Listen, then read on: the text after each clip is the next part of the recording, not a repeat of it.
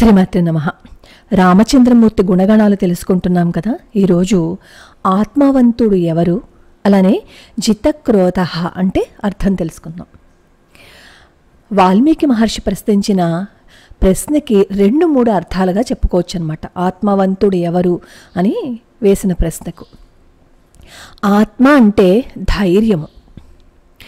మనసు వికారం చెందడానికి ఏ సన్నివేశం ఎదురైనా చలించని మనస్సు కలవాడు, ధైర్యము కలవాడు అని అర్థం అన్నమాట.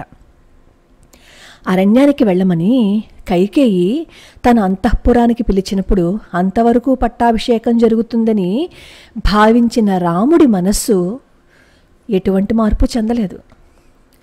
కైకేయి మాటను ముందుగా మనసులోనే స్వీకరించి అంగీకరించి తరువాత మాటలతో సమ్మతించారు. అంతే తప్ప నాకు పట్టాభిషేకం చేస్తానని చెప్పి ఇప్పుడు ఇలా అంటారా అని అనలేదు. ఎటువంటి పరిస్థితి ఎదురైనా ఎలా ఉన్నా ధైర్యంగా ఉండడం రాముడి యొక్క గుణం. తాటకను చూసినప్పుడు భయపడిపోయారా? భయపడలేదు కదా. ఎదురుగుండా రాక్షసి ఉందని రామచంద్రమూర్తి ఏమైనా భయపడ్డారా?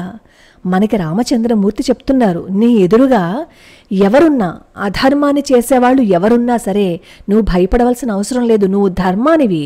నువ్వు ధర్మాన్ని అనుసరిస్తున్నంతసేపు ఎవరిని చూసి భయపడవలసిన అవసరం లేదు అని రామచంద్రమూర్తి మనకి చెప్తున్నారు.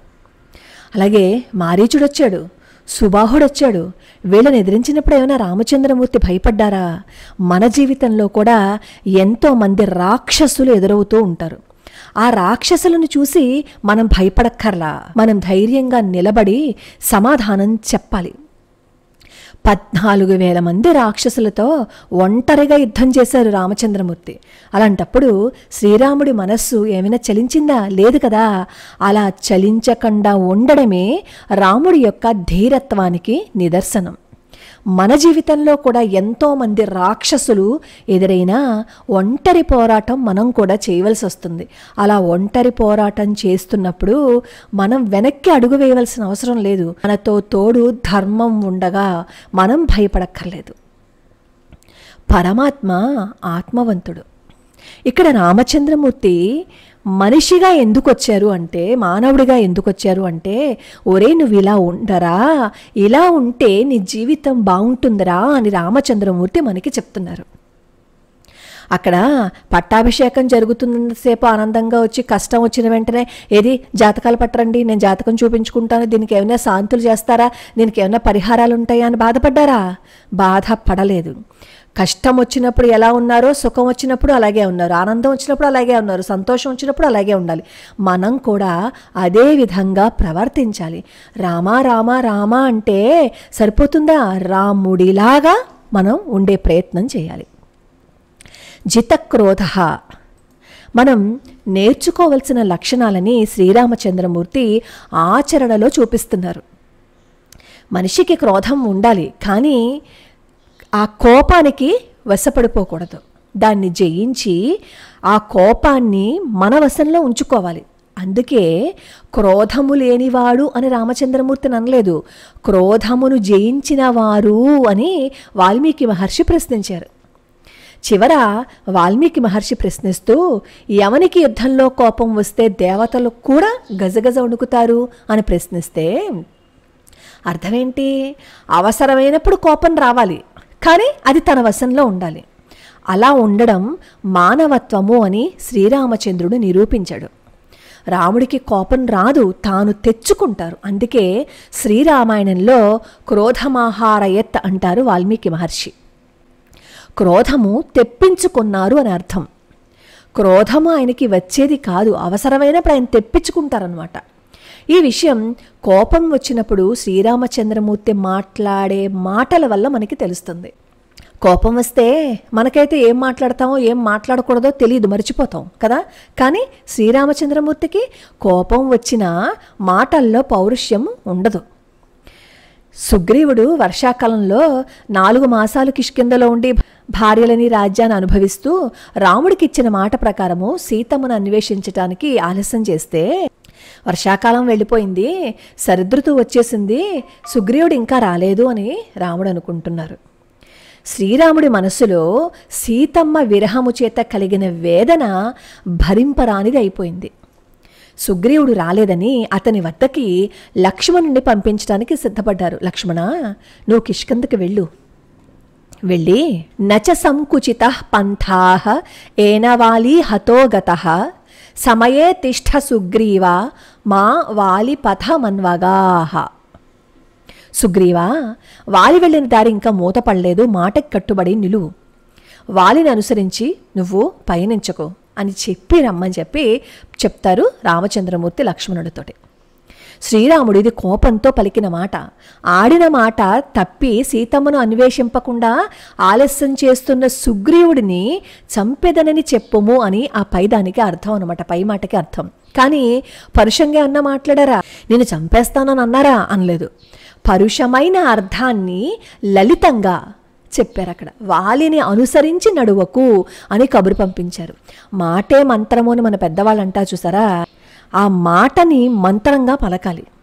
అది ఎంత కోపంగా ఉన్నా ఆ పదాన్ని మనం ఉపయోగించవలసి వచ్చినా తత్సమానంగా చాలా లలితంగా చెప్పుకోవటం మనం నేర్చుకోవాలన్నమాట. అలా కబురు పంపించారు అంటే అర్థం ఏంటి? శ్రీరామచంద్రుడికి క్రోధం వశంలో ఉన్నది అని మనకు తెలుస్తుంది కదా. అందుకే రామాయణంలో శ్రీరాముడికి కోపం వచ్చెను అని అనరు ఎక్కడ. క్రోధమాహారయత్, క్రోధాన్ని తెప్పించుకొనెను అన్నారు. కోపం రాకూడదు, అవసరమైనప్పుడు కోపాన్ని తెప్పించుకోవాలి. అలా తెప్పించుకున్నప్పుడు ఆ కోపం తెచ్చుకోలు కోపమని సన్నిహితులు కూడా గుర్తించలేనట్లు భయం కొలిపేటట్లు ఉండాలి. అందుకే శ్రీరాముడికి యుద్ధంలో కోపం వస్తే ఆయనకి బాగా ఆప్తులైన అంతరంగులైన దేవతలు కూడా భయపడిపోయేవారట. ఈ గుణాన్నే వాల్మీకి మహర్షి కస్యభిభ్యతి దేవాశ్చ జాతారోషస్య సంయుగే అని యుద్ధంలో ఎవరికి కోపం వచ్చినప్పుడు దేవతలు కూడా భయపడతారు అని ప్రశ్నించారనమాట. అలా భయపడేవారు ఎవరు అని అడిగారు. కోపం విషయంలో మానవుడికి ఈ లక్షణాలు ఉండాలి. కోపాన్ని నిగ్రహించుకొనగలిగిన వాడే మానవుడు. శ్రీరాముడికి సహజంగా కోపం రాదు. తనకి ఎలా అపకారం చేసినా, ఎంతటి అపకారం చేసినా అసలు కోపం రాలేదు. రాజ్యం పోవడానికి కారణమైన మందర మీద రాలేదు. తనకి రాజ్యాన్ని ఇవ్వకూడదు అని వరము కోరిన కైకేయి మీద కూడా ఆయనకి కోపం రాలేదు. ప్రతీకారం తీర్చుకోవాలని అనుకోలేదు. వాళ్ళని హింసించాలని ప్రయత్నించలేదు. కానీ అలాంటి వాళ్ళని హింసించాలని ప్రయత్నించిన లక్ష్మణుని కూడా ఆయన వారించేశారు. అంతెందుకు, భార్యను అపహరించేశాడు కదా రావణాసురుడు. ఆ రావణాసురుడి మీద కూడా వాస్తవంగా ఆయనకి కినుక రాలేదు. అధర్మాన్ని ఆచరించారు కాబట్టి మళ్ళా అటువంటి అధర్మం ఆచరించకుండా శిక్షించాలని ప్రయత్నించారు రామచంద్రమూర్తి. అందుకే కదా యుద్ధంలో రథం పోయింది, గుర్రాలు పోయాయి, విల్లు విరిగిపోయింది. అలా విల్లు విరిగిపోయి నిలుచున్న రావణుణ్ణి నిజంగానే రాముడికి కోపం వస్తే ఏం చేసేవారు? ఒక్క బాణంతో చంపేసి ఉండొచ్చు కదా. కానీ గచ్చ అనుజానామి అని యుద్ధం నుంచి వెనక్కి వెళ్ళు, రథంతో రా, విల్లములతో రా అని చెప్పి పంపించిన జితక్రోధుడు శ్రీరామచంద్రమూర్తి. అధర్మంపై మనకి కోపం రావాలి. శ్రీరామచంద్రుడికి అలానే వచ్చింది. ఇదే మానవత ప్రథమ లక్షణం. రావణుడు చనిపోయిన తర్వాత సంస్కారాలు చేయనని విభీషణుడు తిరస్కరిస్తే రామచంద్రమూర్తి చెప్తారు మరణాంతాని వైరాణి అని.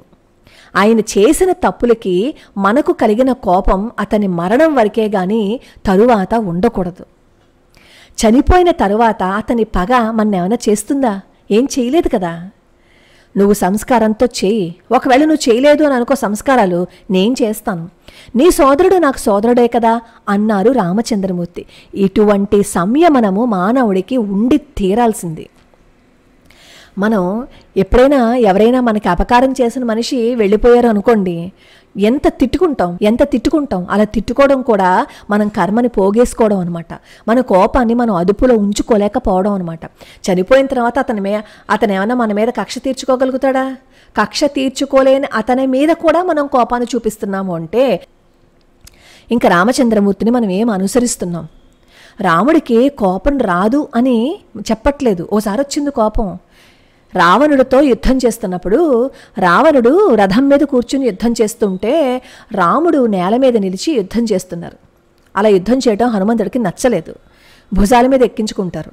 శ్రీరాముడు రావణుడితో యుద్ధం చేస్తుంటే రావణుడి బాణాలు రాముడికి తగలకుండా ఆయన అటు ఇటు తప్పించుకుంటున్నారనమాట.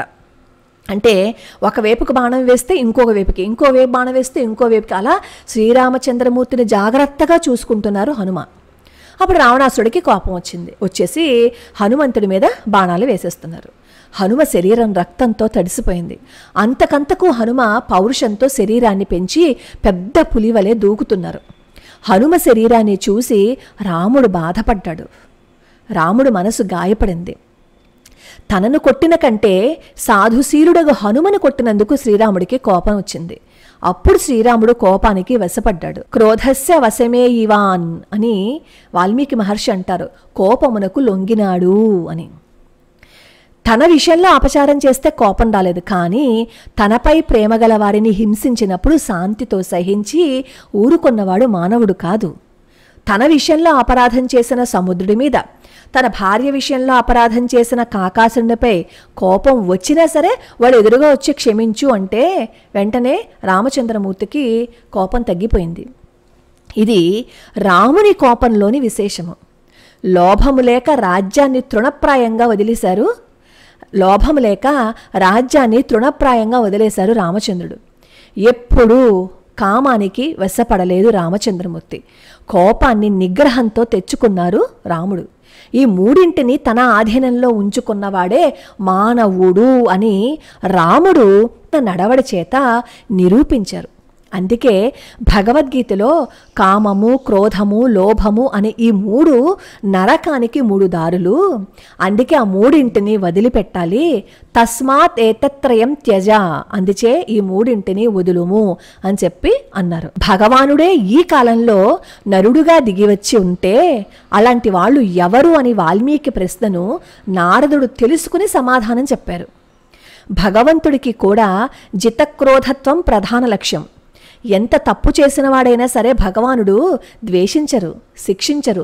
మరలా సృష్టి చేసి శరీరాన్నిచ్చి ధర్మాచరణ చేయటానికి అవకాశం ఇచ్చి తన ఆచరణ చేత కర్మబంధాన్ని తొలగించే అవకాశం ఇస్తున్నారు. ఎన్ని ప్రయత్నాలు చేసినా భగవంతుడి ఆదేశములకు శాస్త్రాలను పాటించక భగవంతుని పైకంటే భగవద్భక్తులపై పనిగట్టుకుని లోకానికి, సమాజానికి ఎవరైతే అశుభాలను కలిగిస్తారో ఆ కల్పించి వాళ్ళ మీద కోపం తెచ్చుకుని వాళ్ళని శిక్షిస్తారు. అందుకే భగవద్గీతలో నమే ద్వేష్యోస్తి న ప్రియః, నన్ను ఆశ్రయించడానికి వచ్చినవాడు ఇంతవరకు నాపై ద్వేషం కలవాడైనా సరే, ప్రీతి కలవాడైనా సరే ఆశ్రయించాలని వస్తే చాలు నేను రక్షించేస్తాను అని అన్నారు. అంటే తనని ఏమన్నా సరే భగవంతుడికి కోపం రాదు, కానీ భగవద్భక్తులు తన భక్తులని ఏవైనా అంటే మాత్రం భగవంతుడు క్షమించడు. ఇదే శీలాన్ని మానవుడు అలవరుచుకోవాలి. మనల్నన్నా సర్లే అన్నారు కదా వాళ్ళ కర్మ అని వదిలేయచ్చు, కానీ మన వాళ్ళ జోలికొస్తే మాత్రం మనం ఊరుకోకూడదనమాట. దాన్ని ఆచరించి మానవులకి నేర్పించాడు రామచంద్రమూర్తి. నేర్పించి అసుర లక్షణాలని మనల్ని వదిలేసుకోమని ప్రత్యక్షంగా చెప్తున్నారు. ఇది రామచంద్రమూర్తిలోని గుణగణాలు.